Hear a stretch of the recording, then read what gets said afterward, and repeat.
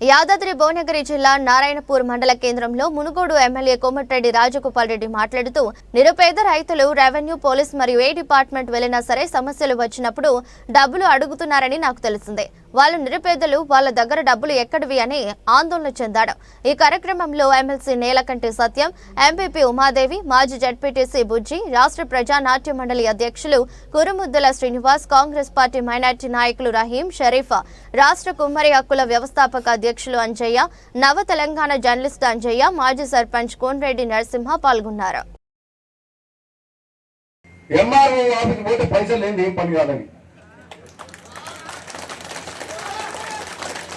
RO దగ్గర revenue ఆఫీస్కి ఎక్కడ పోయినా సరే పైసలు లేని పని చేస్తలేదని చెప్పి మా పేద రైతులు పేదోళ్ళు ఎన్నో ఏళ్లుగా బాధపడుతున్నారు. వాళ్ళ దగ్గర ఎందుకుంటాయండి పైసలు?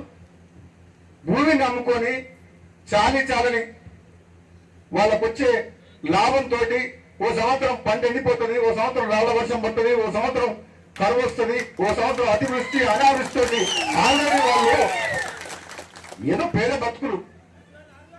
అటువంటి వ్యక్తుల మీద మీరు బలవంతంగా ఈ అధికారులు, పోలీసులు కానీ, రెవెన్యూ అధికారులు కానీ, వేరే అధికారులు కానీ డబ్బులు ఇస్తామే పని చేస్తామని చెప్పి అనడం ఎంత దుర్మార్గం, ఎంత బాధకరం. ఈ అవినీతి ఎప్పుడు పోతుంది? ఈ ప్రజలకు ఎప్పుడు నిజాయితీగా సేవ చేస్తారో మీరు చెప్పాలి.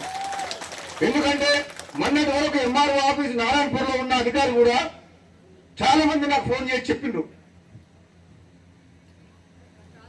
మొత్తం ఒక మాఫియా తయారై ఆఫీసు మొత్తం ఏవో అడుగునా రక్తం పీల్చినట్టు, జలగలు పీల్చినట్టు, రక్తం పీల్చినట్టు పిలుస్తుంటే పేద అమాయకులు చెప్పుకోలేక తప్పనిసరి పరిస్థితుల్లో అప్పులు తీసుకొచ్చి ఆడవాళ్ళు అడుక్కొని చేపలు తీసుకొచ్చి మన పనులు చేయించుకోవాల్సి వస్తుంది.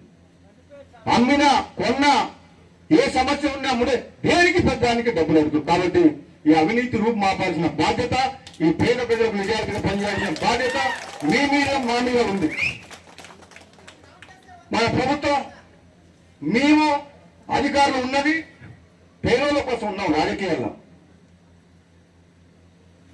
డబ్బులు ఉన్నాయకి ఏం పోయింది? పద్నాలుగు ఉన్నాయని దగ్గర 10 రూపాయలు సంపాదించుకున్నా ఏం కాదు కానీ, తీసుకున్నా ఏం కాదు కానీ పేదల జోలికి మాత్రం పోవద్దని చెప్పేసి ఈ సందర్భంగా చెప్తున్నాం.